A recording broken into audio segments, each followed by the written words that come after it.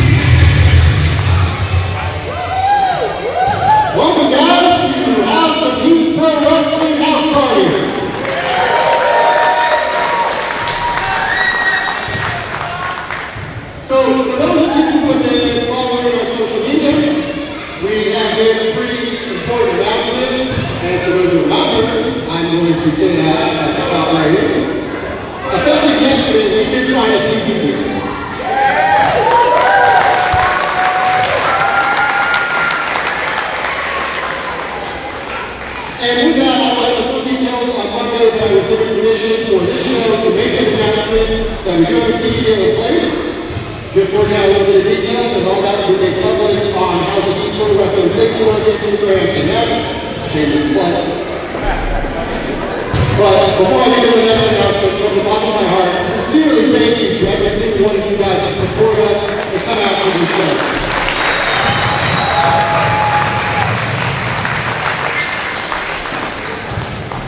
Now, I did come out with a little bit of hard work, and I would like to introduce this beauty to everybody. This is the Intensity Championship title. And at the next show, October 25th, the night here on Elmwood at the right here at the Community Center, we are going to be crowning the inaugural winner of this championship.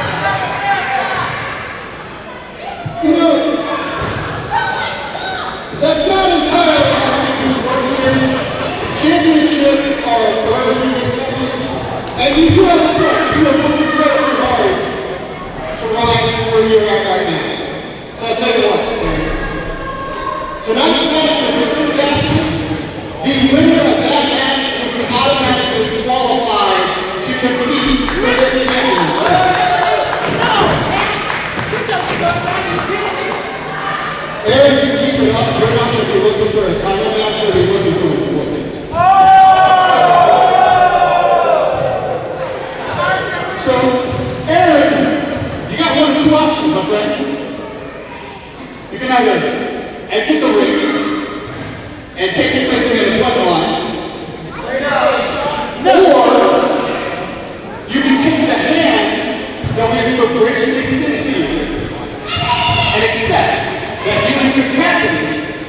will be a qualifying match for the Intensity Championship. You got Trick Cassidy, huh?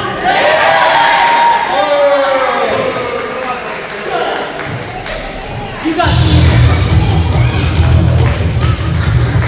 Ladies and gentlemen, our opening contest at House of Heat Pro Wrestling House Party is going to be a qualifying match for the Intensity Championship. Already in the ring, Aaron Atlas.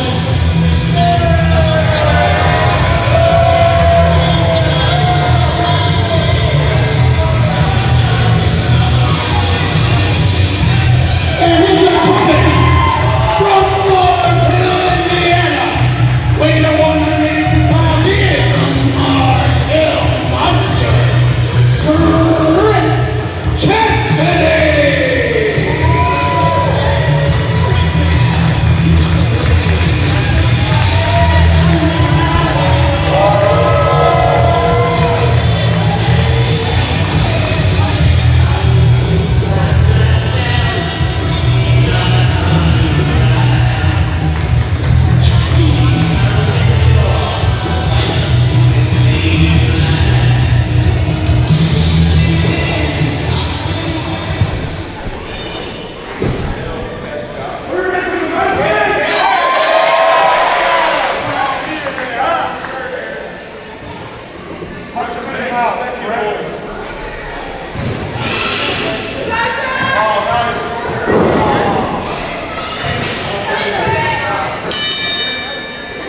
Guys, gals, non-binary pals, we in here, Pro Wrestling's BFF McMahon, joined by Joe Dombrowski for House of Heat Pro Wrestling House Party here in Lafayette, Indiana. Joe, how's it going, pal? It's a great house party. Somehow my water tastes better out of a plastic cup. Yes. I can't explain it. That's just how the world works. But Aaron Atlas is somebody that does not appreciate how the world works. We have just come on the air, and already Aaron Atlas is trying to strong-arm his way to the brand-new Intensity Championship. But what a roadblock that is put in front of him in the form of the veteran Trick Cassidy. Absolutely. This is their first time ever one-on-one.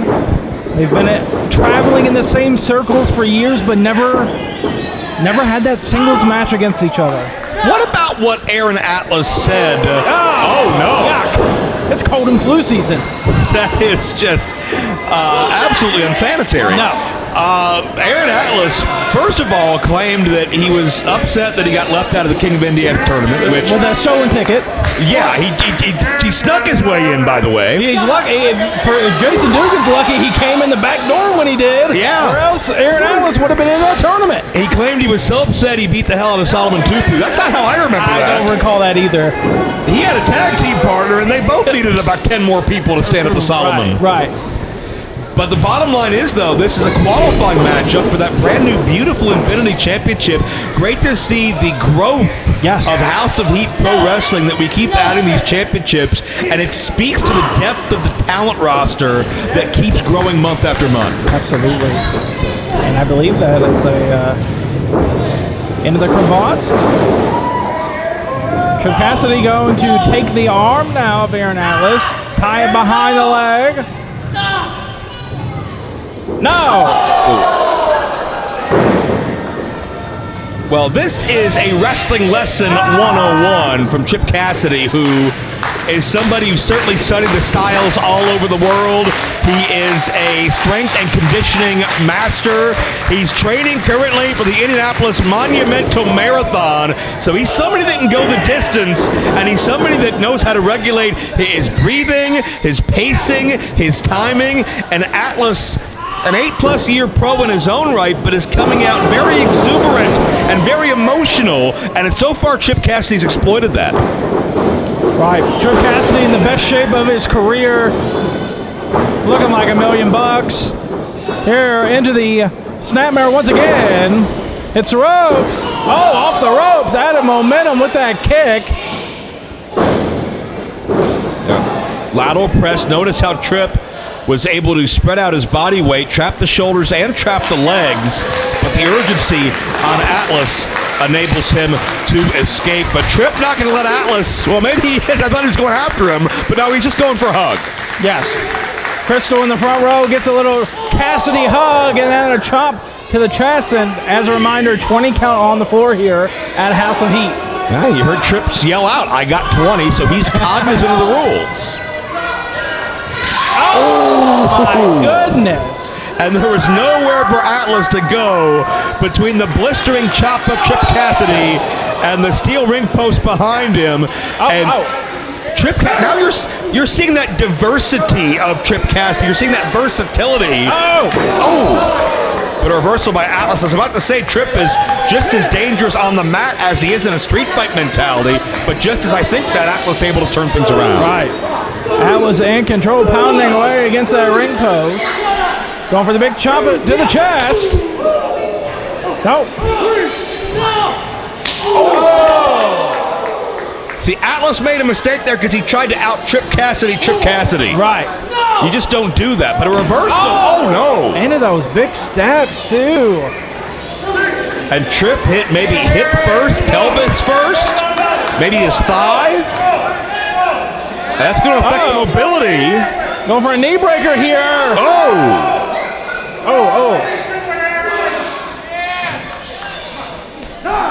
I think Atlas may be trying to take out the wheel and make sure Trip can't make the 20 count. Oh, my goodness. Dragon screw on the floor to put Cassidy down. I think it's important to note as the referee is hitting a count of 13 and Trip smartly, the veteran, getting back into the ring. You notice that Trip does not wear protection on the knees. The bone is exposed, and certainly there's an advantage to that offensively because you get more damage when you use a knee strike, but you're seeing the detriment of that. You're seeing the fact that Trip Cassidy's exposed out there. Yeah. All the pressure on the knee. Oh, look at this. It's like a pride stomp to the back. Yeah. Atlas trying to wrench back as best he can, but Cassidy has a hold of him. Well, I love the urgency that Cassidy escaped with. He knew that it was only going to get progressively worse in the clutches of Aaron Atlas. Atlas, got caught there. Oh, here's your teeth blocked. Another dragon screw in the ring this time. And that left the knee vulnerable once more. You know, Atlas has trained at the Young Dragons Academy. And he's somebody that has studied under the likes of Dale Patricks. Right. And I'm not sure if Dale would agree with much of what Aaron does as far as his personality. Right. But Atlas, I don't know if you've noticed this, he likes to run his mouth. Yeah. And he's been talking about the fact, Atlas has not been a fan of the fact that Trip Cassidy's been back on the scene because Atlas says, your spot's not here for the taking anymore because I'm rising into where your spot used to be. And I think this matchmaking by Scott Hewlett here was months in the making behind the scenes and a great way to start things off here tonight at House Party. Right. Yeah, looking to... And I don't think necessarily Trip Cassidy is looking for that spot he once held. You know, Trip Cassidy is popping in here, popping in there. You know, Aaron Atlas is trying to stay booked every single weekend. I don't think the same thing with Trip Cassidy. Not to say he's not, he doesn't have that love for pro wrestling anymore. I think he just has other opportunities in life that he's exploring. Well, I don't think Trip Cassidy is motivated by the same insecurity that Aaron Atlas is. True. Where, this is my spot. Everybody has to look at me. I have to be in this position. Trip Cassidy loves this. He loves competing in front of his fans in Indiana. This is like riding a bike to him. It's second nature. Trip can come in anywhere and be anywhere on the card and excel, especially with the adept knee strikes. Step up knee and then a Death Valley driver to follow. Is that enough for Trip to no? I can't wait to see what the rest of the qualifying matches for the Infinity Championship will be. I can't wait to see how we crown a champion because, let's face it, there's no slouches in our locker room. There's no easy nights at the office. You got to earn it every step of the way. Here's your teeth. Atlas finding that out the hard way, absolutely. Could be thinking that don't be a hero, Joe. Oh, has the hair. Pushes Trip off. Diving elbow drop. And that speaks to the acumen as Atlas gets a near fall of Aaron Atlas. And again, he's traveled many of those same roads, and by proxy, by osmosis, through Dale Patrick's, Aaron Atlas knows so much of the Chip Cassidy playbook as well. And of course, all of this knowledge gets handed down from the godfather of Indiana wrestling, Billy Rock. Right. There's a very easy connection between so many of these men, and that's why Atlas feels he's on or past the level of Chip Cassidy. Pass by German on his head. Oh, super kick. Out of the Ace Perry playbook with that one. And that's not an accident, Nick, No. at all. That is Go for that diamond cutter. That's a Naptown Dragon message Oh. from Aaron Atlas, getting inside the head of Chip Cassidy, using his rivals and friends of the past to send a message. Oh, Jay Driller, is that enough? And it is. He qualifies. The time of the fall, 8 minutes and 57 seconds. Your winner and the first entrant in the Intensity Championship match, Megafuss, Aaron Atlas. Not a knock on Aaron Atlas. He's got a bright, bright future, but I consider this an upset, perhaps the biggest win of Atlas's career. He's in the conversation for the Intensity Championship.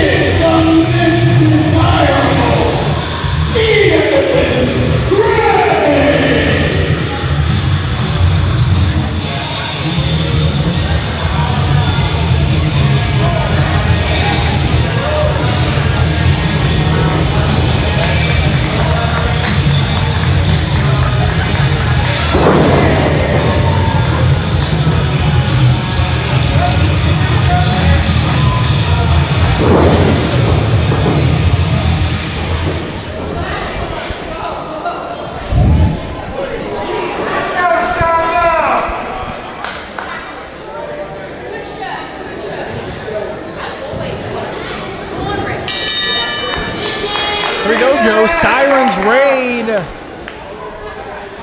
Three-way, and I believe this is total elimination.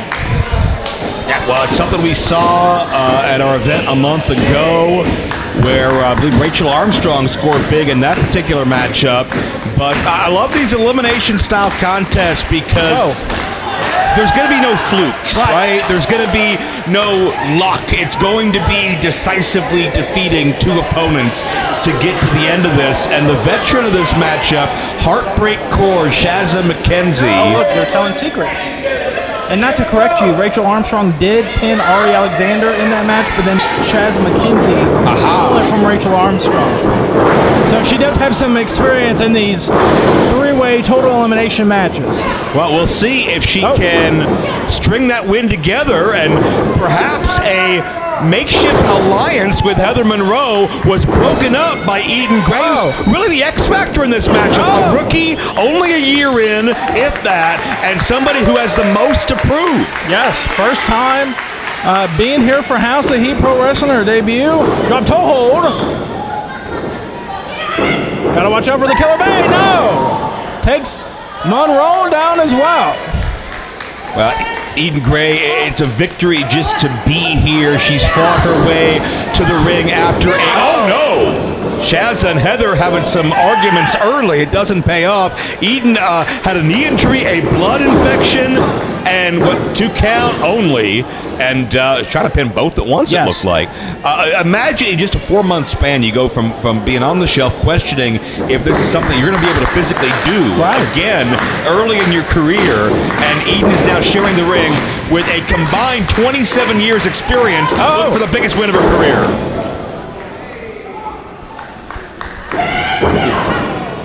Do you think the strategy is, hey, this young greenhorn doesn't deserve to be in the ring with us, let's get rid of her and settle amongst ourselves? You gotta think, especially from someone like Shazza and Monroe, they're just gonna try to... overhand chop. Well, Heather's got no room for error because this is, well, she's in a good mood about the Irish whip. But we'll see what we have, a double clothesline. Heather is looking to rebound as Shazza tries to quickly get in with the pinfall. Heather no longer a mixed forces tag team champion, and somebody looking to recover and bounce back from that. And time will certainly tell, but this matchup, this potential win, pivotal for her. And to me, it looked like Monroe was upset that Shazza tried to pin Gray so early into the match. She said she wasn't done beating her up yet. Yanking down by the hair now. Yeah, this is a statement to make, or perhaps Heather just wants the glory. Yeah, I think so. And this is where pride collides with judgment, right? This is where egos get in the way. It doesn't matter who gets the first pin. Right. It really doesn't.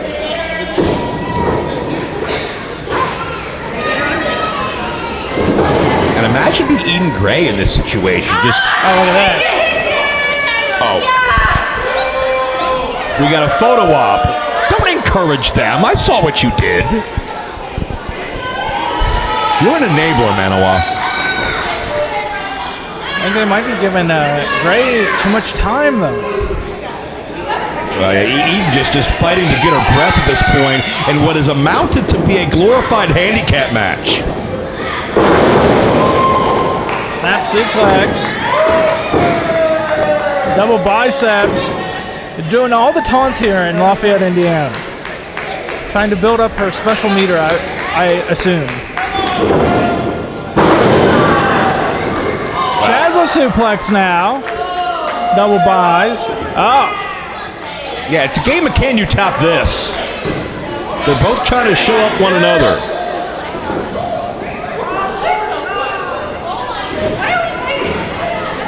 Going for a double suplex now. No, Gray trying to fight out of it. Yeah, Eden looking to break up this newfound bestie relationship. Oh, God. Forearm. Just swinging at the Bomber. Yes. Grabs hold of it. Shazza with the face breaker to stop the sequence. Into the cold breaker from Monroe. Into the back slot. couldn't keep the shoulders and the leverage, but check that out. Heather just rolled up Shazza. Oh! The partnership has exploded here in Lafayette on the flip. Oh, what? But Shazza, the roll up out of the corner. Heather reverses. You knew it would just come down to who would betray the other first. Back and forth with the 2 counts.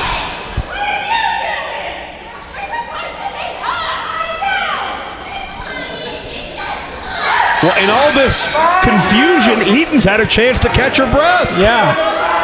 Still the worse for wear, but Heather and Shazza with their eye off the ball. What? Oh.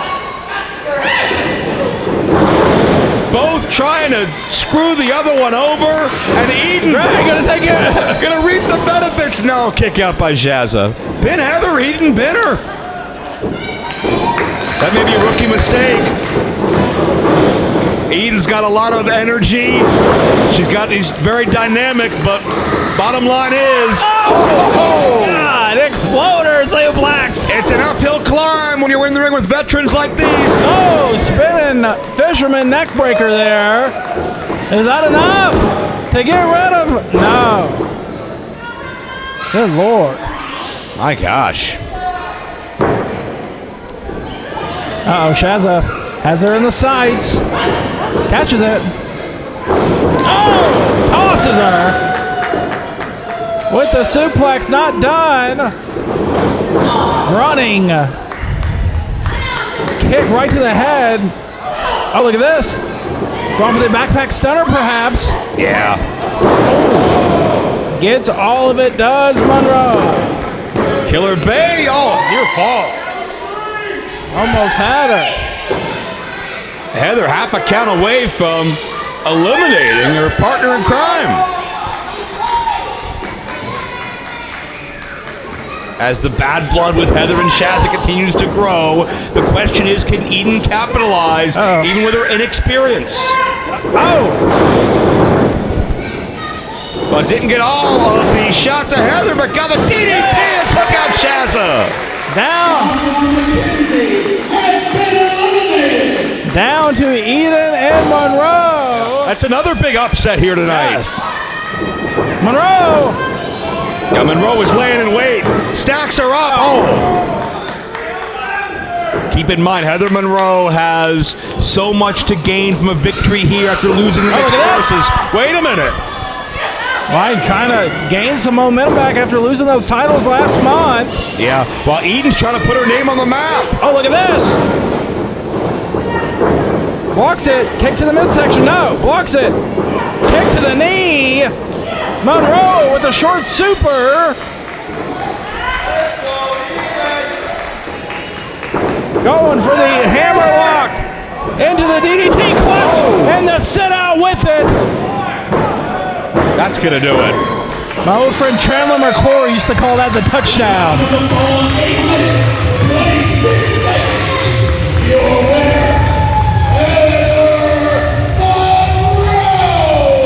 Well, Heather Monroe gets back to her winning ways in the singles division. We will see if the other half of the former tag team champions, David Ali, is successful a little bit later tonight.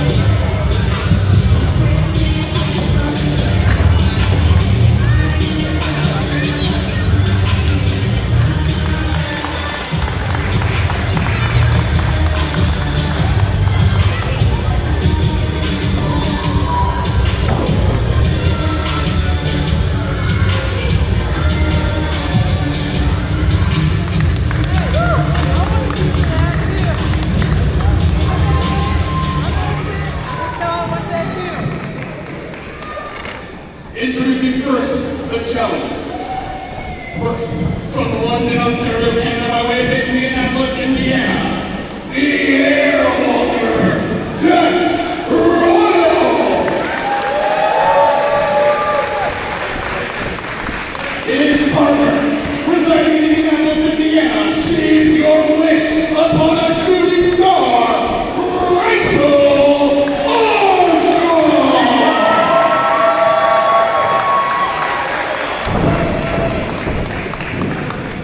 And now introducing their opponents and champions. From Chicago, Illinois, they are the second city's favorite couple, and your current reigning, defending House of Heat Mixed Forces champions, Lady Luck and GPA.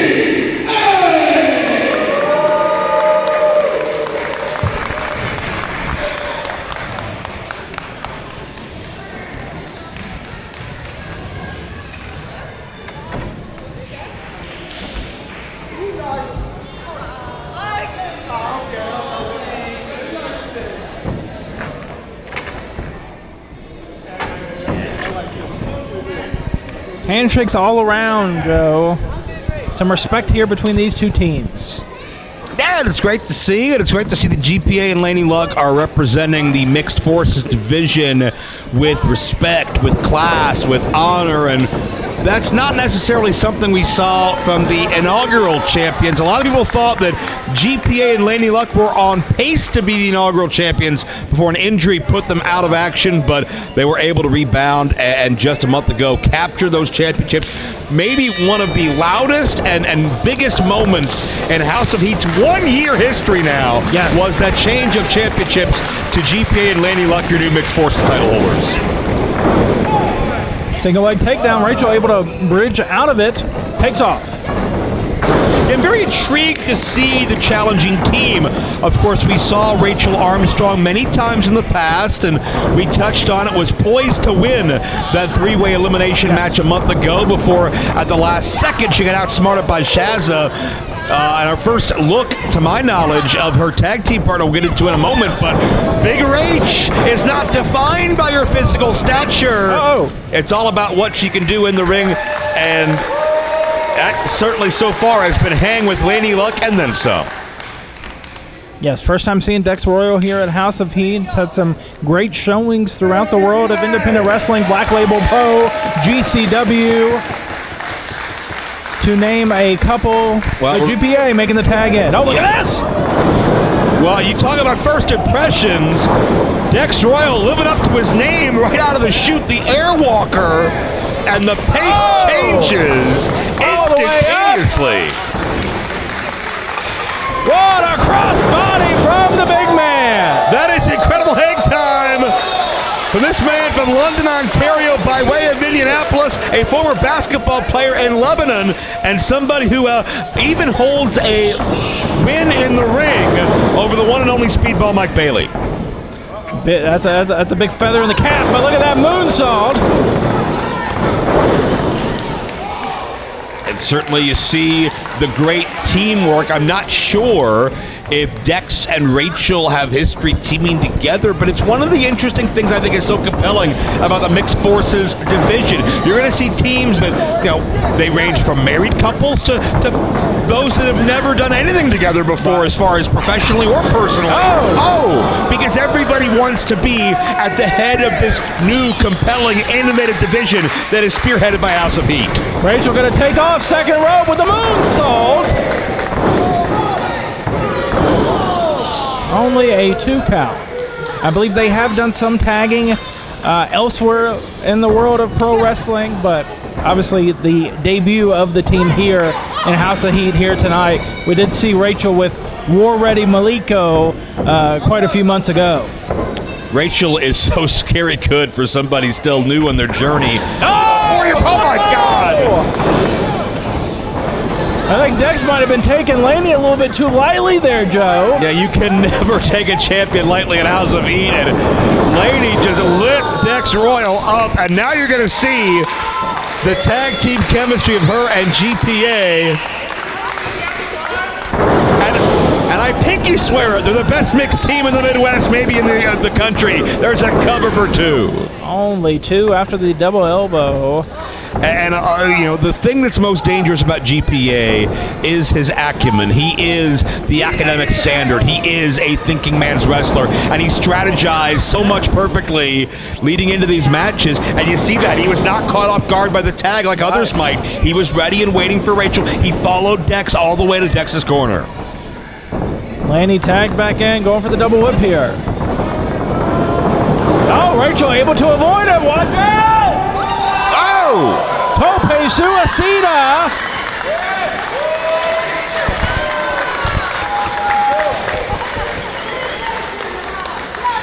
Big Rach in the house says she is abusive yet elusive. Found a way to connect. And again, when a body, no matter the size, is in motion and you get that velocity, it's going to hurt a heck of a lot more than you may expect. Sheer drop back suplex there from Dax. Now, Are we about to have new champions? are they about to hit the drive-by here? What is this? No! Oh. Big splash off the shoulders. What is he, 6'3"? Yeah. Off 6'3", the shoulders 220. of Dex Royal, not enough. They look like Andre and Snuka out there. Right. Or Braun Strowman and Alexa Bliss during their mixed match challenge run. Bless you for watching that. I'm just happy you called a drive-by too. That was a nice deep cut. Oh, on the floor now. Rachel with Laney. Dex with GPA. Asking a fan to give up his seat. He's got something in mind. Forearm. But keep in mind, 20 count on the outside here in House of Heat, and you can't win the titles via count out, so the challengers have to be cognizant of the count. They're going all the way around the world here. Oh, high five, dudes with attitude style. No! I think they took too much time there. Yeah, they tried to be cute. They tried to get style points. Well, you're less aerodynamic when your arm's in the air like that, yes. Now GPA and Laney gonna take off. There's a high five. Will they suffer the same fate here? Yeah, mocking the challengers. No.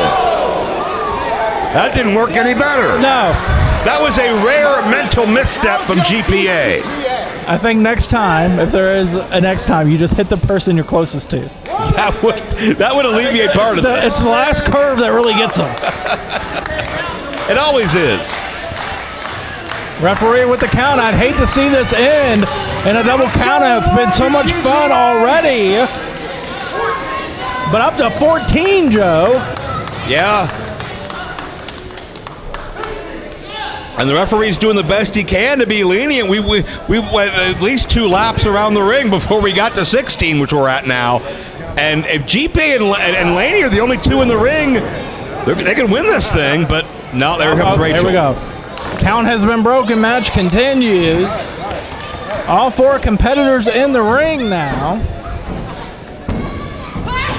Oh.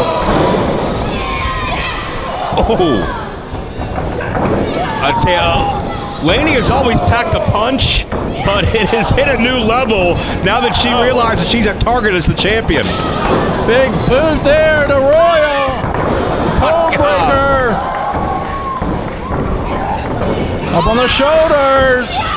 Yeah. Oh! And a Death Valley driver on her partner.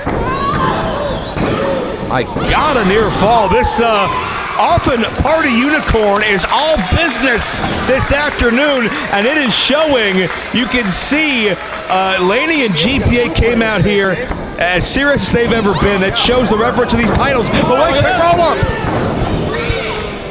Dex trying to catch her off guard. Swept her to the floor. Uh-oh. Oh, Jackie Chan with the head kick. I haven't seen that in 20 years. German suplex on his head. That's 220 pounds. Laney elevates over. Will she pin him? Rachel in.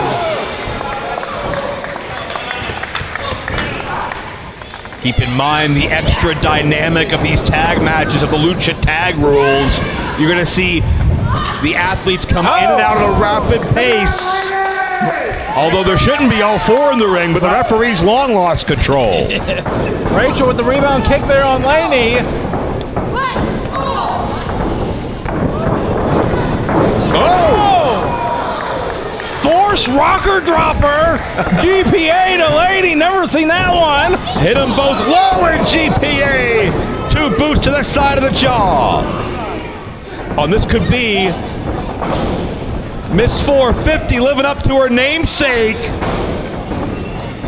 If she can get it off, I mean, she beat Ari Alexander with it at the last show. Your wish upon a shooting star. Two champs right here. Her wish came true. No.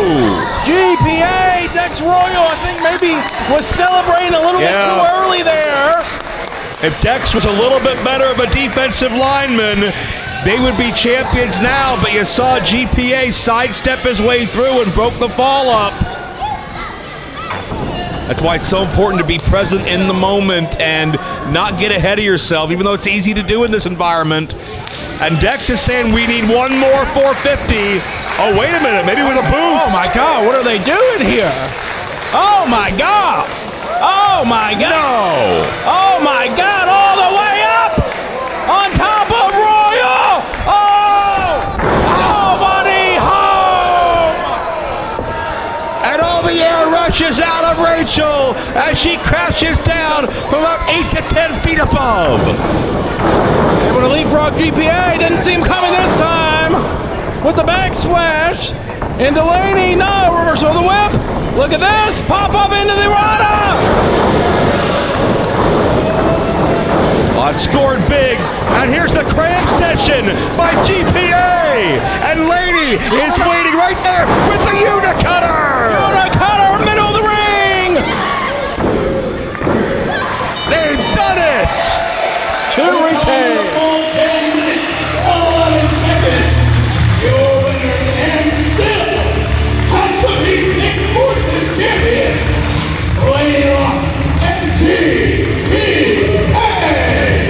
It took months and months of hardship, fighting injuries, fighting challengers for GPA and Laney Luck to gain those titles. And they've proven they're not going to let them go anytime soon. Who's going to step up to challenge the Mixed Forces Tag Team Champions?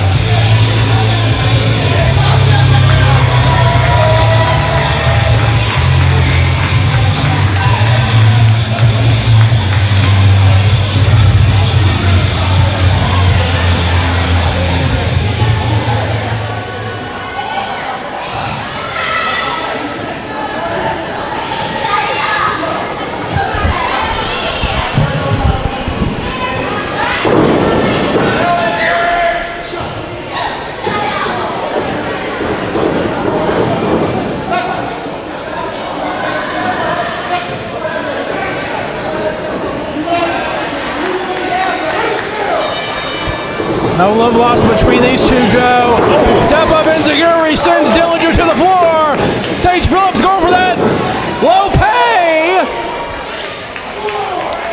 Well, you can see the fervent nature. Sage Phillips comes out of the blocks within this matchup, which has such personal animosity. Oh, no! Good Lord. These are two men that have known each other since their journey in wrestling began. They've trained together, they've traveled together, but Eric Dillinger has become a man Sage Phillips and many of us no longer recognize. Oh, what a chop from Phillips. Forearms back and forth on the floor. And you know, they say the ones you love always hurt you the most. These men once looked at one another like brothers. What? Gonna powerbomb him into the crowd. Don't do this. No way. Able to reverse. Into the front row goes Dillinger. God. The deep hatred, the vitriol between these two men that has built over just the past 2 or 3 months is absolutely off the page. Over the pin. Only a 2. And Sage Phillips has said, Eric, you're in your own head. Knock this stuff off. You're being jealous. Wait a minute. Going for the pure dynamite. Yeah. Ode to his trainer, Billy Rock, Sage Phillips, the heart and soul of the School Rock, which has raised the ire of Dillinger, who feels overlooked, underappreciated. We roll. He went for that Quesadora Bulldog. Not able to get the momentum all the way up, but able to transition into that victory row. Smart wrestling there from Phillips. You can see the scars and the cuts still in the back of Eric Dillinger, which reminds me of why he was not here a month ago. Sent to, I believe, Michigan to be in the King of the Kill Deathmatch tournament and keep Dale Patricks from winning, and he was successful because Eric himself was victorious. Right. Oh, went for the double foot stomp, able to catch it, and now the chop to the chest from Dillinger, creating some distance here. Ooh. Well, one thing Dillinger was not successful in is eliminating Dale Patricks, because he's here tonight. Right. He's in our main event. He's Josh Crane's problem, and more on that later. But now, Dillinger. Running boot scrape. I've been trying to really get inside the head of Eric Dillinger and think of how he feels and how he thinks. As the cover, Sage slides the shoulder. I mean, he was upset that Sage was chosen by Billy Rock to be in the King of Indiana tournament To get that before ticket him. from Billy, yes. And Eric was upset when he eventually did get in near the end of the field and was defeated by Sage in the opening round. They shook hands. Everything was fine. But whether it was the bubbling jealousy of Eric, whether it was the influence of Josh Crane, maybe a little bit of both. Right. By the end of that night, Eric Dillinger showed his true colors, and everybody he came up in this business with, he effectively turned their back on. Right. Now trying to tie up Sage in these ring rubs, just the forearms at the top of the head. You know, that elbow catches that eyebrow right there, you're split wide open. Yeah. And you know, all of us have those moments in wrestling where we doubt ourselves, right? look at this. We second guess things. And even when Dillinger has done that, Sage has been the friend. He's been the one to say, you got nothing to be disappointed about. And near fall. You got nothing to be disappointed about. You're doing big things. You traveled to Japan. You won this death match. Whatever he's done. But Eric will not listen to reason. And unfortunately, the only thing he'll respond to is violence. Right.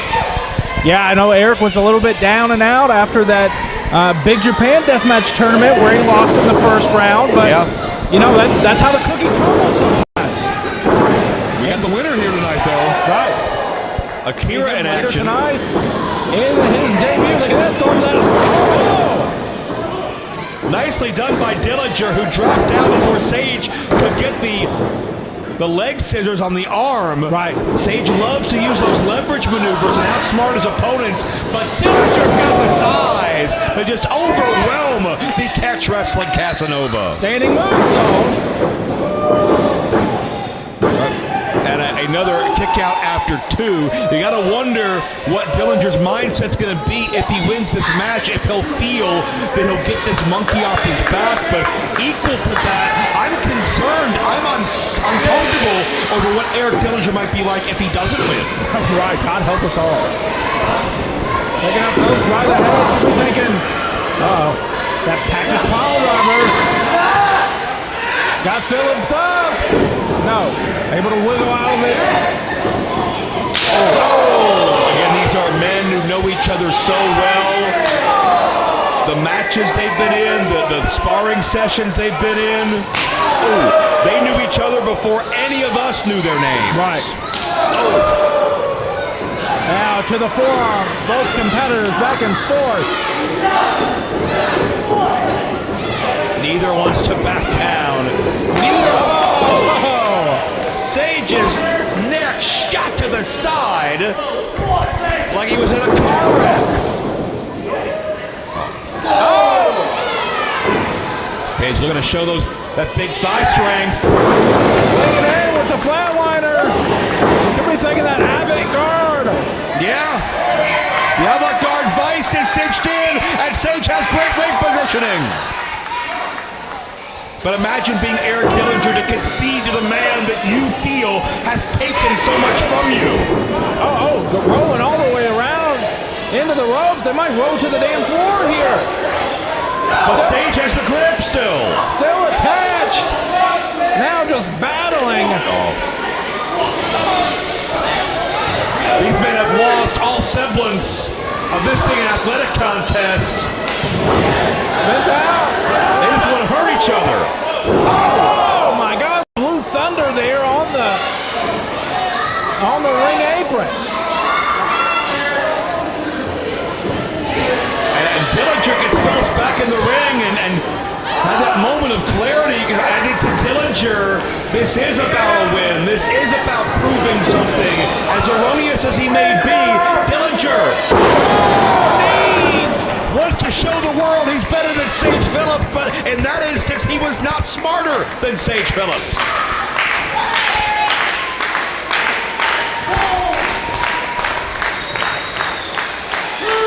Referee starting the count.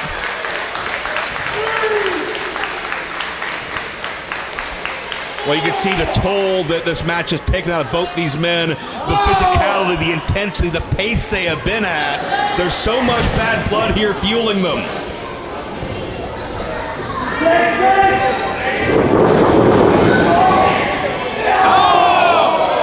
Hung him up. Off the second with the back elbow.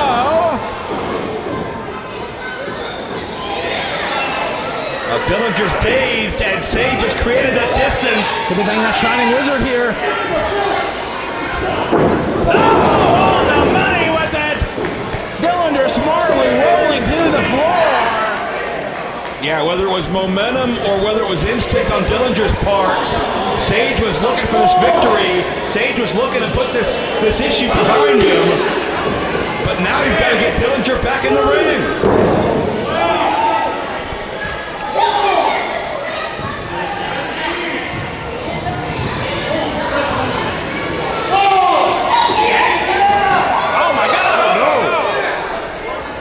Into the crowd over here. Sage Phillips is hurt, and Dillinger, certainly no remorse as this fight continues. Dillinger might be trying to leave here. Dillinger, well, Sage Phillips is still pursuing him because there's unfinished business, and Sage has had enough of Dillinger. Wait a minute. Come on now. Hey, get away from here. Get away from here. Come on now. The hatred between these men knows no bounds. It knows no limits. Once the closest of friends. Come on, guys. Bitterness and jealousy has changed this relationship so badly. And this is the after effect. To 16. These men are down. They are hurt. Up to 18 here. I don't think we're not gonna get this back in the ring. 20. There's the double count out. And they're still hitting each other, Joe. They could not give a damn less. 45 seconds. Oh my God. Have been pointed out Well, nothing is solved here. Look out! Come on now. Get these guys apart. Dillinger has pulled out the best and worst of Sage Phillips. Nobody gets what they want in this matchup, and the bad blood and bitterness continues to consume Eric Dillinger as Sage fights for what's good about the School of Rock.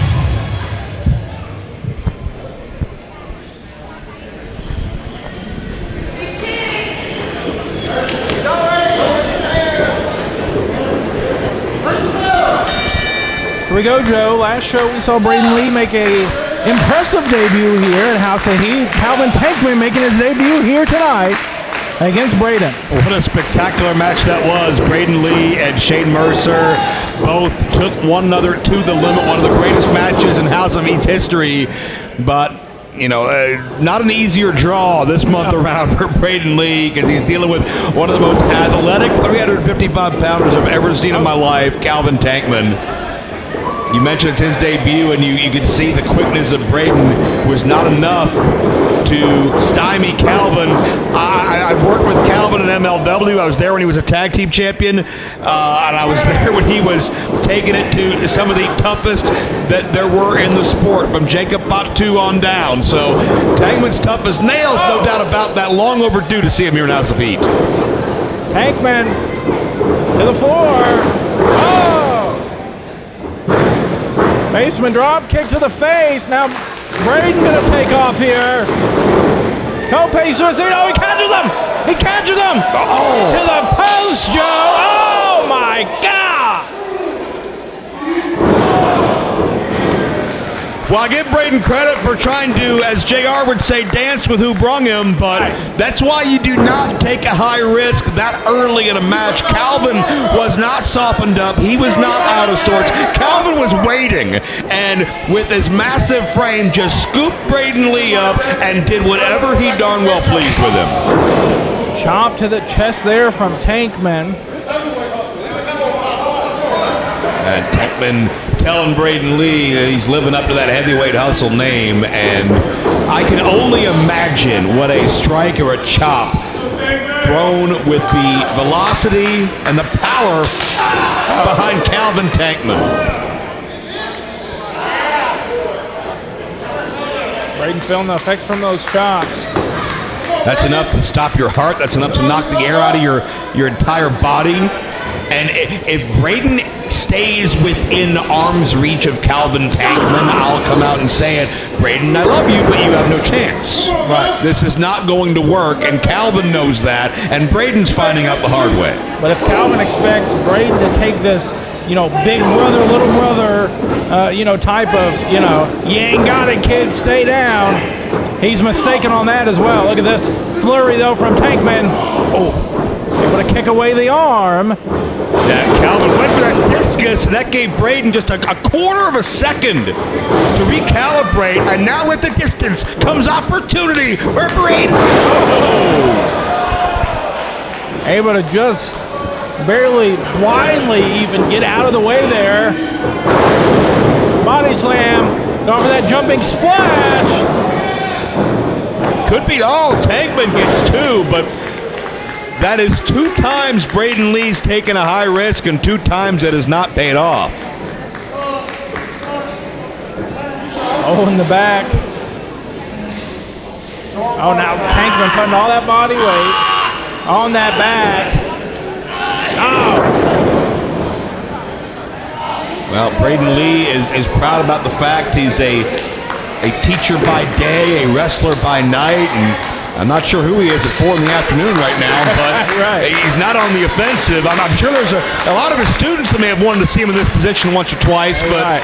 Bottom line is Braden's got to dip into those teaching chops and find something strategically to work around Tankman, who, let's be honest, there is no weak point anywhere on Tankman. Right.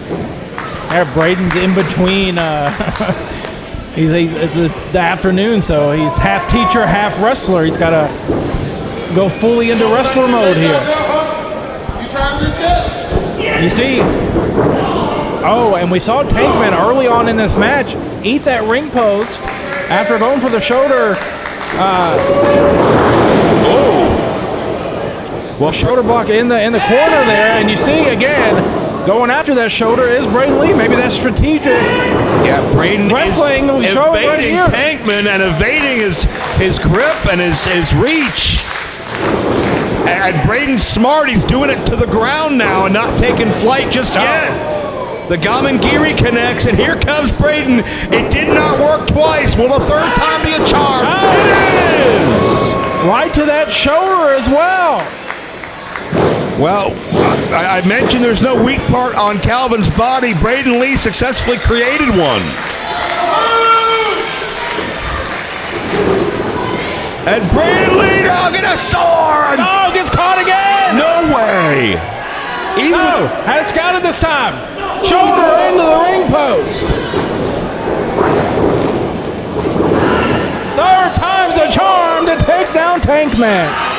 Yeah, I mean, Tankman had it scouted, but the damage done to the shoulder is what allowed Braden to escape from Calvin's clutches and try again.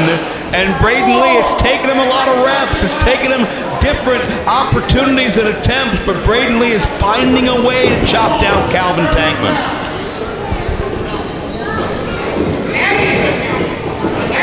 Some distance created here, but Braden Lee going up top once again. And it says all the way across the ring, coast to coast with the drop kick.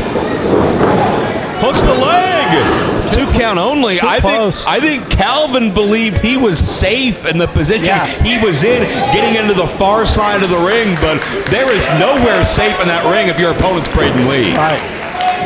A little bit too close to the ropes there for the coast to coast to get the pin, but Braden going up. Who knows what this is going to be?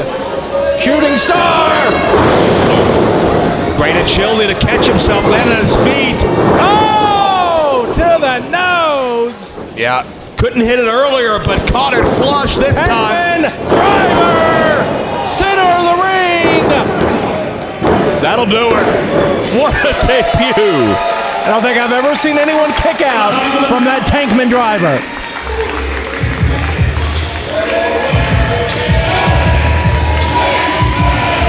Another hard-fought effort, but tough loss for Braden Lee. But Calvin Tankman is the newest hoss, the newest behemoth, the new identity here at House of Heat that everybody in the locker room better look out for.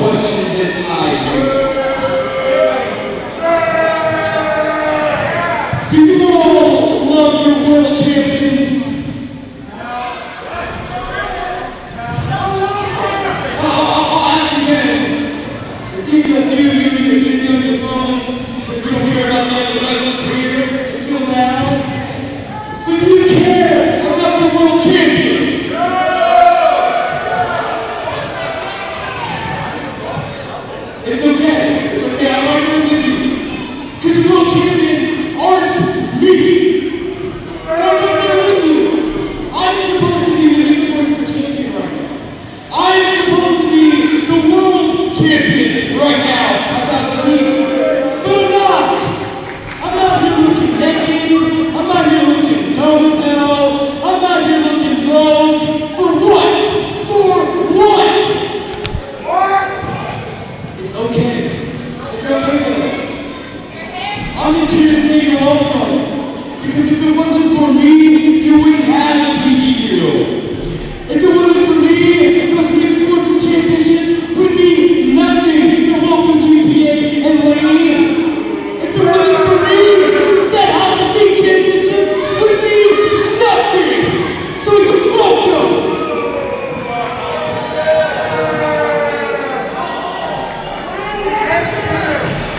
Real world champ. I like that. Real world champ. I'm happy to be here to tell everybody that in this moment right now, I do gotta thank the guy who makes me wrestle because he's a deathmatch wrestler. But at this moment, I'd like to give you this piece of crap. I'm entering singles competition. So get ready. Get ready, okay? Yeah. Get ready. Get ready. Because this right here is your new world champ.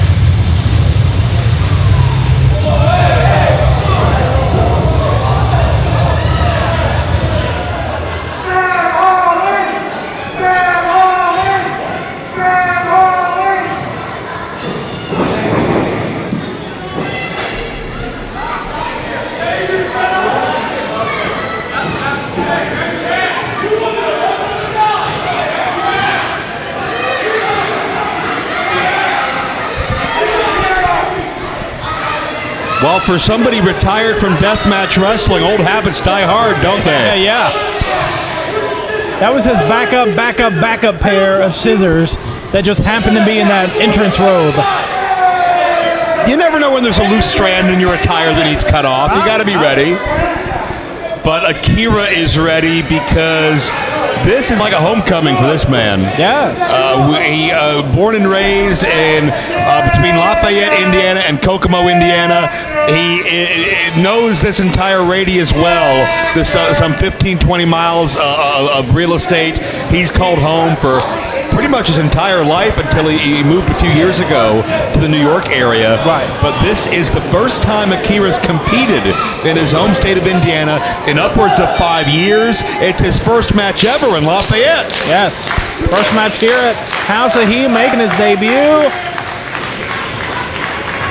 And I've had a chance to watch Akira very closely through the past several years. I was in MLW when he became a double champion, tag team and middleweight.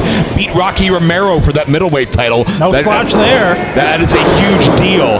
I was on the call remotely when Akira won the Big Japan Wrestling Deathmatch Tournament on New Year's. Right. And survived an entire night that had upwards of 2,000 broken light tubes. And something that American wrestler hasn't done. A lot of American wrestlers haven't done that over there. Yeah. Especially for Big Japan. I mean, I think it was John Zandig, Abdullah the Butcher, Madman Pondo, or some of the Gaijin that have gone on to such heights that Akira has reached. Yeah, Akira was the face of Big Japan Wrestling and Deathmatch Wrestling over there for an extended tour through much of this year. Akira has retired from Deathmatch Wrestling. He's accomplished all he wanted to do, but he can still be violent, make no mistake about it. Right. But what's going on in the mind of David Ali? We talked about earlier on Heather Monroe bouncing back from losing the Mixed Forces Tag Team Championships. David Ali, from day one in House of Heat, had his sights set on the House of Heat Championship, and now his sights are set on Akira's hindquarters. But even back in the Bret Havoc era, yes, David Ali was the loudest complainer, the loudest critic of this company, of our champion, of these fans. He even back then wanted it to be all about him, and now he has refocused his goal to get back to the House of Heat Championship and this time capture it. Yes. He said it before the match, the single. He's entering the single rankings here. That could be that world title, that heavyweight title. It could be that intensity title. It could be. I mean, before this matchup, Ali called out all of our champions. Right. Didn't have a kind thing to say about any one of them. And Ali, I think, in Ali's mind, this is his turf. He's earned it. It doesn't matter to him what Akira's history is. Catches the chop. Oh, no. A pending pack and breaking the fingers. And we know Akira's tough. That deathmatch tournament he won was 4 rounds in one night. I was on that broadcast for 6 hours, by the way. Oh, my God. I watched part of it, but then it was, I think past my bedtime, I had to... Yes. And Akira got the drop kick in. That could be all. 2 count. We went on the air at 4:30, and at 4:30 a.m., by the way. So maybe And at 10:45 a.m., we were congratulating Akira for winning that tournament. Akira, gonna fly here. Whoa. No. That's faked him out. Great reactionary skill from Akira when he saw Ali and moved, but Ali was not ready for the rebound. Yeah, I think I tried to stay up to watch the show live, and it was past my bedtime, so I turned in and caught the replay. I wasn't aware you ever slept. Yes. Here's Akira looking spring. Oh, no! Just a straight push like that. And Ali, double axe on the floor. And you said he went through 4 rounds in that deathmatch tournament. There's so many reasons why deathmatch companies have 2-day tournaments. Yes. To stretch it out. I mean, that just shows you how tough Akira is. Yeah, Akira's always called himself the Death Fighter, Mr. Catch Death. Because he can combine those different styles. They don't give him credit, do critics or fans a lot of times, for the catch wrestling skill, the ground ability. Nobody home. The defensive ability of Akira. And we're at 8 right now. Keep in mind it's a 20 count in House of Heat. Going for a suplex. So going to suplex him on the ringside table. Ali chops the spine. Akira, his back adorned with scars. I'm sure he hasn't felt 100% in quite some time. But Ali broke the count but pushed him to the outside. And it's not often somebody wants to fight a guy like Akira on the floor. Hard into the ring post. Ali in control. You can tell Ali's looking for a statement victory. He's looking not just to get by, but he's looking, again, to anybody that may say, well, Ali fell from the top when he lost the Mixed Forces Championship. Ali is dead set in proving he's as good as he's ever been and refuses to let Akira, maybe in his mind, use Ali as a stepping stone to get his way into the House of Heat rankings.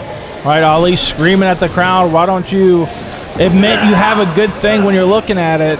Essentially saying, I'm the best here. What Ali has never learned is you cannot demand respect. Right. You can't bully people into respecting you.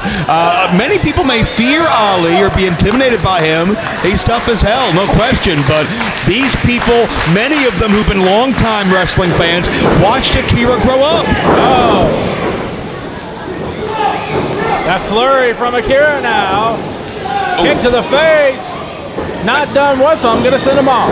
Yeah, Akira building that momentum. I know Akira's got friends and family here as well. I said it was a bit of a homecoming for him, and that's true in many respects, but Ali looking to play spoiler for all of that. Springboard drop kick on the money. Akira, the best shape of his life. Akira has battled so much to get here. Akira has traveled the entire world. Sleepless nights, jet lag, scars, and lost blood. But Akira goes full circle back home to show the fruits of his labor. Another flurry with a handspring elbow. Oh! The kick and then the brainbuster. Middle of the ring. Oh. Only a 2 count. Ali kicks out, and again, what David Ali do we get if he's not successful? Where does he go from here? If he's this miserable now, he's going for a sliced bread, perhaps? Yes. No. He calls it Dai Shiranui, and that would have been the end, but Ali, great technique and the nip up. Ali, fire in his eyes, intense actions. And that uppercut was on point. And moves like that shows David Ali is as good as he says he is. Forearm takes Akira off the apron. And trust me, it's hard to be that good. But he is absolutely in rarefied air when it comes to the talent roster. And he is capable of winning any championship. He just got to earn it. Tope Suicida. Well, and again, demanding respect and adulation. Not how that works. Ali is an incredibly talented athlete, but I don't think his mouth will ever let him shut up long enough for the fans to recognize that. Now going to climb up here. It's not often you see David Ali up top. I think he's scared of heights. Well, he may be scared of what Akira can do to him. Imagine if someone grabs your ankle, you look down, it's Akira waiting for you. Right. No seaweed to be found here. Going up. Uh-oh. He's really trying to get the superplex off. No! Got him. There's that versatility, Akira. So many tools in the tool belt. And look how Akira taking a chance. Good Lord. And Ali in a bad way. Akira looking to capitalize. Oh! Springboard. Double knees. No. Oh, my God. I was talking to Akira this afternoon. He has been working on knee strike based offense, and it almost came up big. Ali looking to counter the momentum of that sliced bread. Over the backslide. No. Up on the shoulders now. David Ali has him. Slips behind. Follows him in. With the elbow. Nice use of momentum. Dai Shiranui. Akira back in his hometown. No. Buzzsaw kick. Well, Akira maybe 1 or 2 moves away from a celebration. Ali will not die. We knew that going in. Akira on the knees again, but did not score. Ali out of the way, and you can imagine the damage Akira faced landing on those knees. Oh, Samoan driver there. Ali now.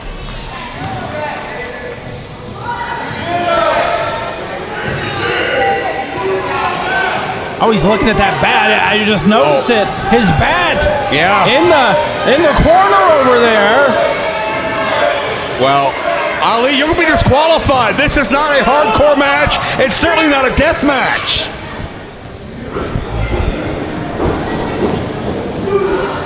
Ali had a moment of some dark thoughts.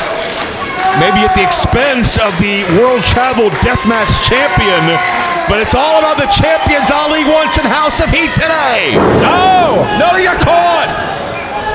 And there's a catch wrestling background into the Juji Gatami. Oh! Oh! Referee caught the handful of tights. Yeah, Ali tried to steal it, getting desperate. Akira came ready to fight. Standing side switch by Ali. No. Sunset flip. Oh, he got it that time. That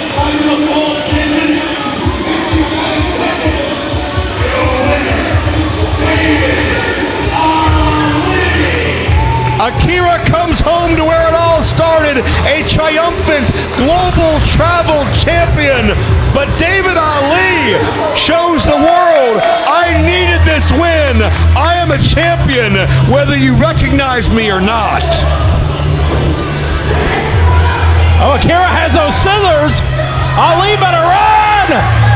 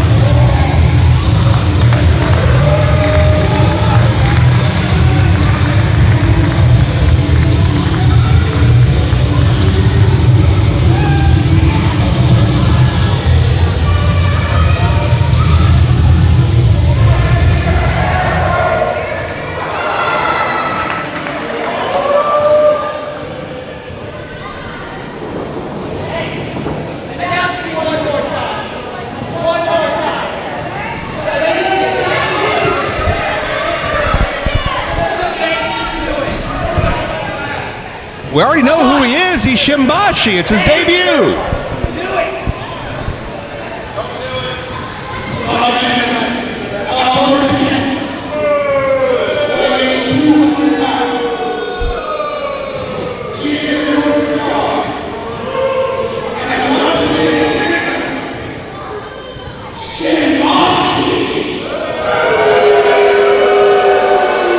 This was all information we'd already gone over. Yeah, and I don't think he gained any. I don't think he gained any fans either. I urge you, and I urge you to advance Old Mansour one more time. One more time for the Old Mansour intro.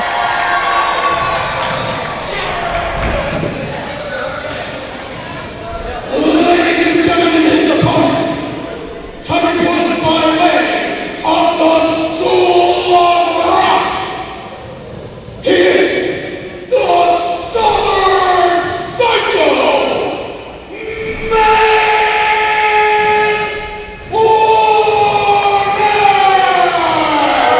Mance Warner definitely gained some fans with his second intro, though. So, Shimbashi! Well, the North Star came in from the blind side on Mance Warner, and it is the House of Heat debut of Shimbashi. Mance Warner, I believe, is debut here as well. I'm correct. Battle debut. Certainly somebody known very well from this area, like Akira, started around here, and as our ring announcer said, his roots in the School of Rock, one of the most famous graduates of Billy Rock School. Right, absolutely. You gotta wonder if Mance Warner has an opinion on this whole civil war that's been going down, where we've had Josh Crane and Eric Dillinger, we've had Sage Phillips stand up for the School of Rock, and it seems like everybody who's been affected by Billy Rock, either a student or a protege on the side, has a stake and has a side, and it may only be a matter of time before Mance, has an opinion there. But Shimbashi is somebody that, again, debut, but tough draw.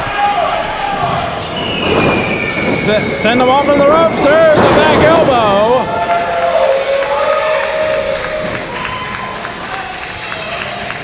Well, I was talking to Shimbashi earlier on today, and I asked him, what's something you're proud of? And he told me that he's undefeated in Lafayette, Indiana, which is technically true. He's never been here before, but it's technically true. And that may be only true for a matter of time. Yes. Oh, we're going to feel this one. Bringing up that elbow. All from way deep down in South Bucks, North Tennessee. Shimbashi to the outside. We've seen Mance do incredible things on TNA television with Steph DeLander. And, overhand chop. Certainly, even you got to keep your eye out for Mance on NXT now. That there is a rift between NXT and TNA. Right, you never know where Mansour's going to pop up at. You don't know where Shimbashi's going to pop up at. He's trying to leave the building. Yeah, referee, smart decision to follow him around. Overhand chop once again from Old Mansour. Well, Shimbashi's been a world traveler. He's from Edmonton. He had a stay in Texas, and now is training out of Cleveland. But he may wish he never left his house. Right. Now going all the way. Now the merch table's over there.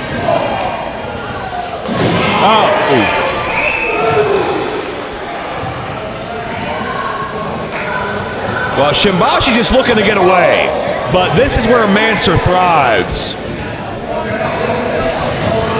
I don't care if it is in a wrestling ring or in a bar, on a dive bar on a Tuesday night. Mance is ready to throw hands. All the way across the gym, and we can hear that perfectly.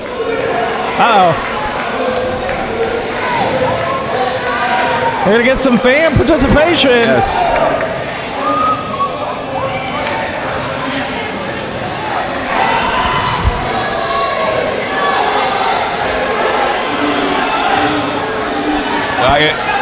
Some of these kids are a little bashful. That guy wasn't. Chop to the chest.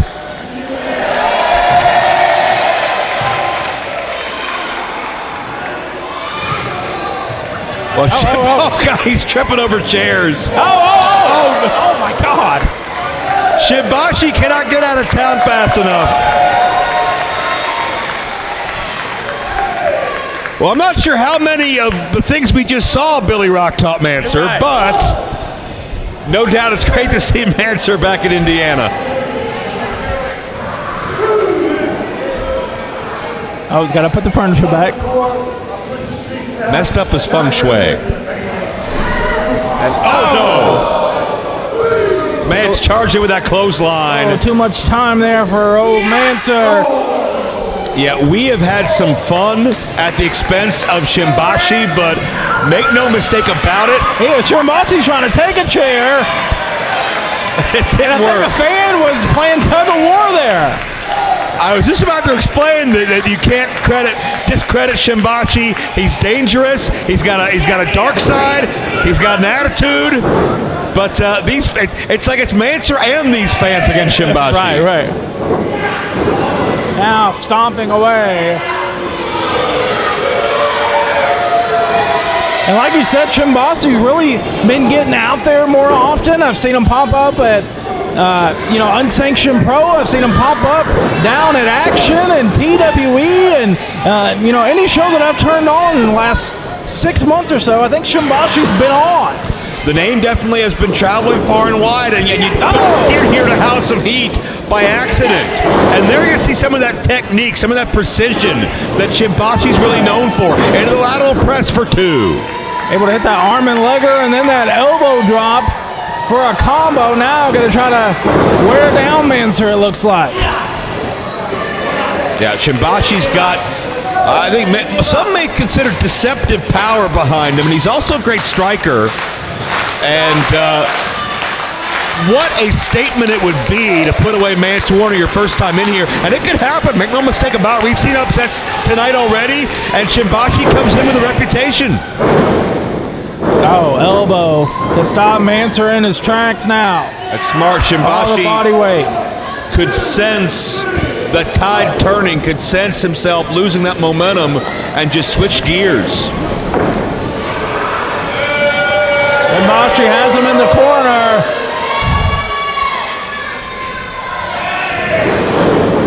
Running clothesline. Goes through with the snapmare. And a mule kick there to follow. Shimbashi must pose. Well, maybe we should do a third ring introduction, see if he's got any new fans now. Right. He says he's going up top. He told the fans, but he also told his opponent. Well, his pole didn't work. He never made it to the top rope, but he missed the elbow. Right. So we're 0 for 3 on Shimbashi's goals there. Oh. Maybe stop spamming the elbow. Stubborn individual, isn't Yes. he? But Mansour loves it. Mansour loves to play those mind games. And now to his feet. Mansour's ready to swing again. Oh, no. Pump kick on the money. Is he going to go up top again and then jump from the second rope? Or is he actually going to go up top this time? Well, who can tell? Here we go. I don't think Mance realizes where Shimbashi is. No, or does he? Now he does. I don't even think he meant to do that. It just works out that way. Shimbashi may not be a second-generation name in this sport if Mansour has his way. Big Beal there off the top. Could be thinking that lariat.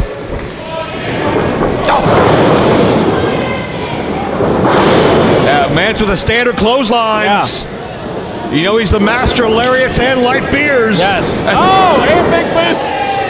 There may be both in Mansour's future if he has his way.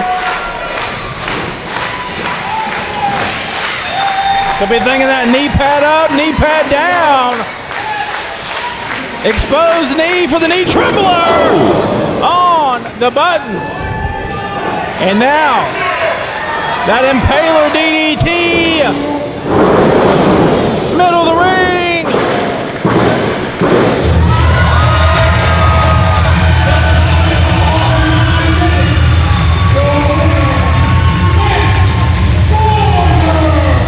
Mansour's back in Indiana, and one of the proudest School of Rock reps that there is. Anybody that wants wants to mess with Billy Rock's legacy better tread lightly if Mansour's in town.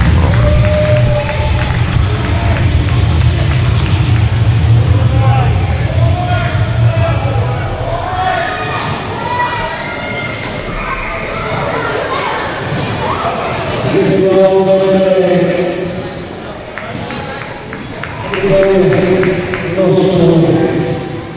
right here, Lafayette, Indiana, I'm a pleasure, stupid picture.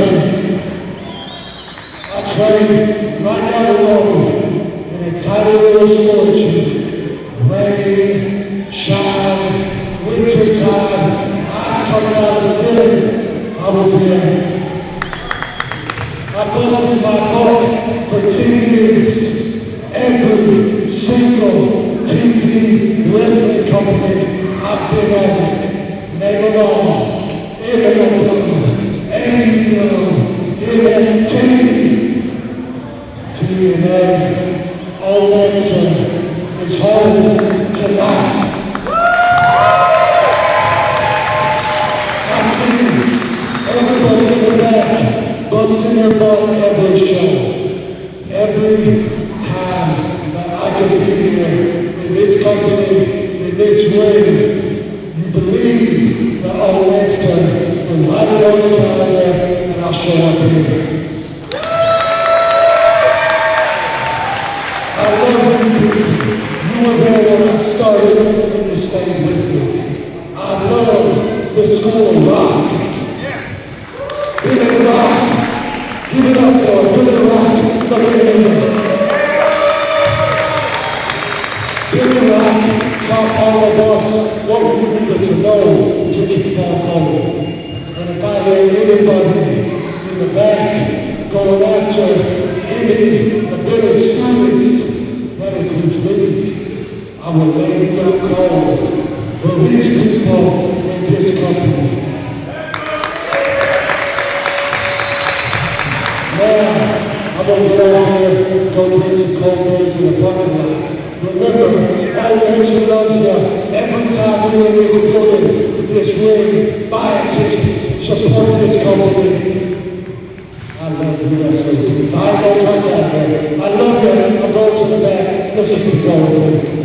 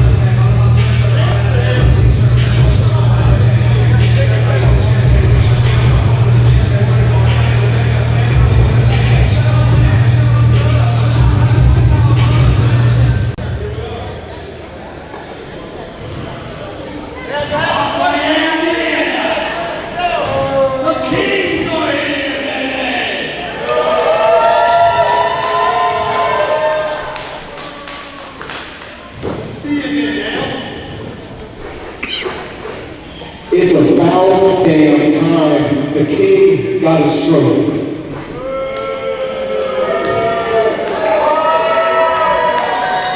But while I was the king of Indiana, if you can't tell, Eric Dillinger went and beat Bill Patrick and became king of the mother effing kid.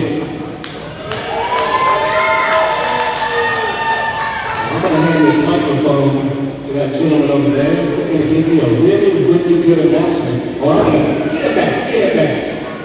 Or else I'm going to bust it ass with the king.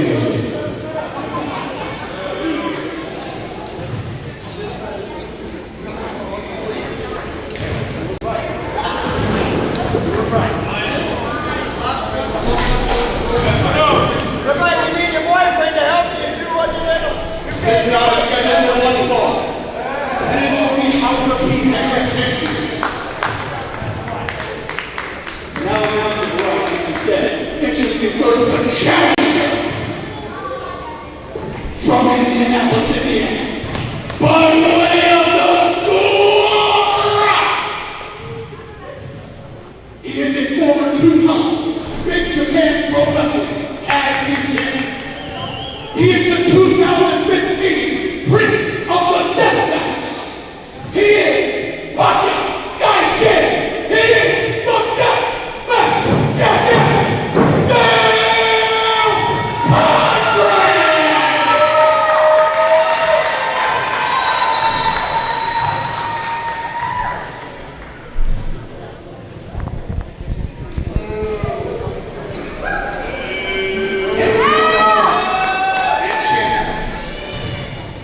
Being accompanied to the ring by the hand of the king and the king of the kill, Eric Dillinger.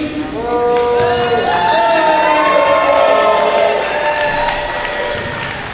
Indianapolis, Indiana, by way of the Dragon and Zendoku. Ladies, with all these belts, I'm saying what's around 350, 400 pounds, something like that.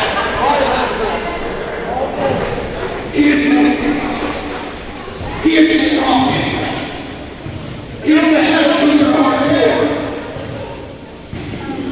He is the king of Indiana. And he is the prince, reigning, defending, House of Heat, heavyweight champion of the world. Danger. Josh Gray.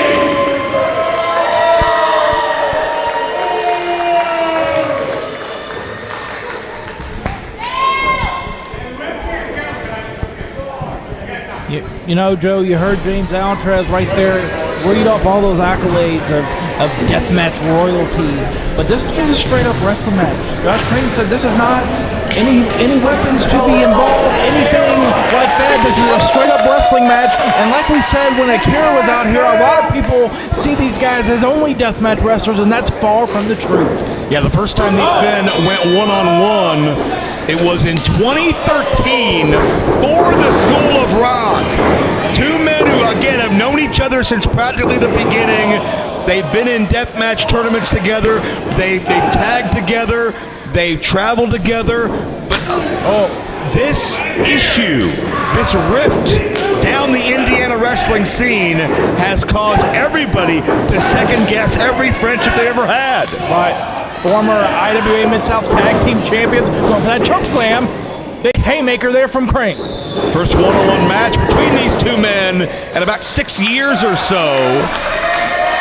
They both toured the world. And Josh Crane has said, Dale, I did not want you involved in this. I consider you a friend, but because you want to come here and you want to stick up for Billy Rock, now you will be made an example of. But easier said than done. We touched on it earlier. Dillinger won the King of the Kill tournament. He effectively kept Dale Patricks out of that victory, knocked him out, but did not knock Dale Patricks out of competition entirely. Big boost there from Dale. Dale revving up here. Oh! Suicide dive there to take down Crane. Well, we know Dale Patricks is fearless. He's called the deathmatch jackass for a reason. He will throw caution to the wind. He will sacrifice his body and not second guess it for a moment. Oh, the heavy hands of Crane, though. The first ever deathmatch tournament that either Crane or Patricks was in. I booked them for it. So, I don't know if this is... Oh, good Lord. I don't know if this is my fault, but Crane did win that 2013 EPW Hardcore Harvest all the way back in November of 2013, though. You can feel, you can hear these forearm shots. Just so much vitriol out of Dale Patricks, and you can tell very clearly this is more than just a normal match, more than just a normal title match. This is deeply, deeply personal. Again, these are brotherhoods we're watching shattered before our eyes, and I think Crane able to get out of the way there. yeah, because Dale took his eye off the ball, and don't be hard on yourself, because if you ask me, the true man to blame for all this is the man in Josh Crane's corner, Eric Dillinger, whose ugliness, his bitterness, his jealousy has forced everybody to take sides in this. And Josh Crane has been close to Dillinger for years and years. They've helped one another. Whether Crane agrees with Dillinger or just saw this as an opportunity, either way, Josh is the king of Indiana, and he is the House of Heat champion, and Dillinger is a huge reason why. Back in the ring they go. See Dale trying to create some distance. Yeah. Well, we saw Josh and his manipulation of Ace Perry a month ago when Sage Phillips and the return of Billy Rock were on the other side of the ring. What a moment that was. And I think with the adulation, the love, the success we saw Billy Rock see that night, Josh Crane has not lived that down, and it's going to make everybody pay at the expense of Dale Patricks. And you see with Eric Dillinger back in the fold, Ace Perry nowhere to be seen here this evening. So maybe it's a friendship of circumstance, I guess you would say, for Crane and Perry. Maybe so. Now standing on the throat. Ace Perry was very non-committal in that situation. He tried to toe the line. He tried to be Switzerland for a time, but the way we saw him act towards Billy Rock, towards Trip Cassidy, Sage Phillips that night, certainly desired, as does that. Dillinger with the cheap shot behind the referee's back. And now, listen, you and I have been around a long time. We know that wrestling has a way of bringing out the worst in people. It has a way of destroying friendships because you look at somebody else and think, oh, why not me? I worked hard. I sacrificed right alongside him. But the mark of being an adult, being a professional, is realizing no one cares, work harder. That's what the business is. It is an abusive relationship. It's an unforgiving business. But Dillinger will not let that put this behind him. And with that comes the rise of Josh Crane, who is just as egomaniacal and just as self-centered. Did he need all 8 championships to walk out here with when one's on the line? But wants to show off. Could have kept 7 and that trophy from, I guess that's the King of Indiana tournament trophy. Finally getting his hands on it. Oh, look at this. Takes off. Oh, sliding D right on the money. Not enough. Well, you can see the significant shoulder damage. Dale Patricks is having trouble with the mobility and with the feeling in it. Could be a torn tendon, could be something very serious.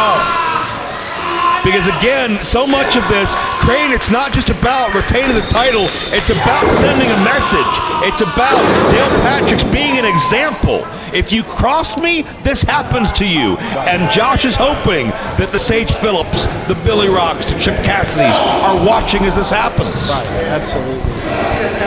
Form shot. Oh, look at this. Oh. Let's effing go. Throwing bombs at each other here. Oh, Crane got the advantage. Back and forth. Yeah, With Crane's the elbows. swinging from both sides to cut off Dale's path. Here's your teeth. Yeah, you see these homages between these men that respect each other. 2.5 from Dale to Chip Cassidy.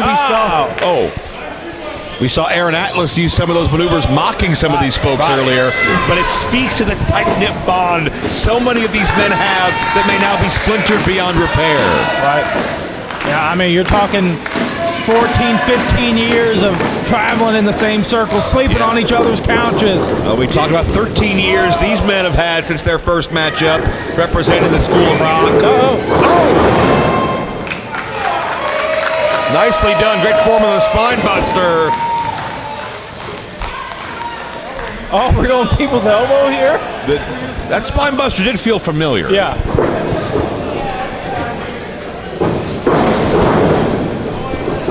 Oh, lion salt, nobody home. Too much time. The People's Bach assault did not pay dividends. Oh no! To the butt of the jaw with the knee.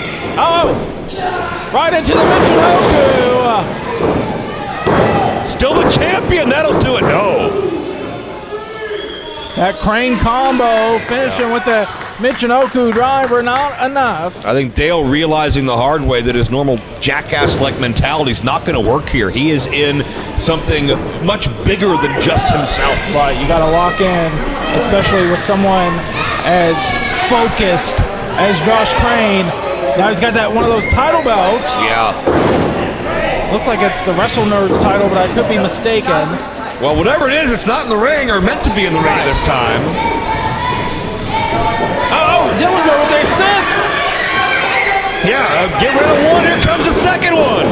And Dale. I think the DDT was on the belt. Yeah, dropped him on the third. That'll do it. Oh. Dale Patrick's a chance to upend this abuse of power, this kingdom that's being built by Josh Crane to become the new champion. But what is this? Is that a fourth belt? Dillinger got another shot in. Wasn't happy to get his licks in Michigan. Come on! Don't tell me you're gonna win like this. No! Able to kick out Joe. Oh, thank God.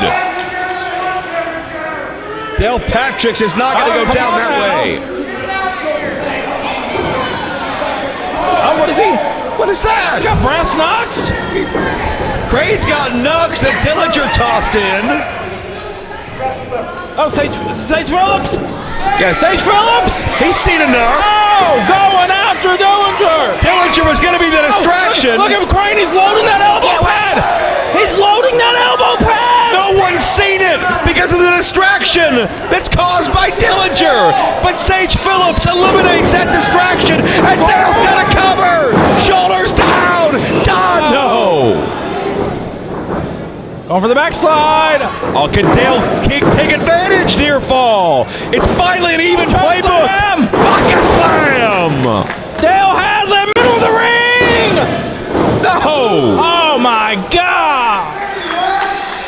Josh Crane's got no one left to run interference. If he wants to retain the title, he's got to do it on his own. But Dale Patrick's fighting for this entire area. May sense his moment may be a heartbeat away. Dale has one of those title belts. Well, Dale may be thinking death match here. It's not no disqualification. He may be just be thinking revenge. Got that Omni Championship. The division runs deep. Dale, it's about more than just revenge right now. You can win the title. You can save us from all of this. That Rival Showdown Omni Championship. Don't throw this away, Dale. Give the referee the title. And he does. Oh no! Come on! Ripcord! No! The loaded pad! That loaded pad with the nuts inside! Damn it!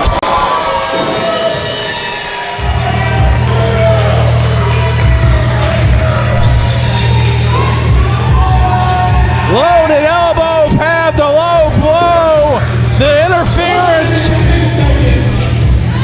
from Dillinger. Well, even without Dillinger physically out here, he was a difference maker, passing in those knucks earlier. And Josh Crane ascends the throne one more time. 8 titles intact, and the entire Indiana wrestling scene has to bow to the feet of the House of Heat champion, Josh Crane. And this has been House of Heat Pro Wrestling House Party. We will see you next month, Nightmare on Elmwood here in Lafayette, Indiana. For Joe Dombrowski, I've been Pro Wrestling's BFF Nick Manoir. That's all I gotta say. I'm out of here.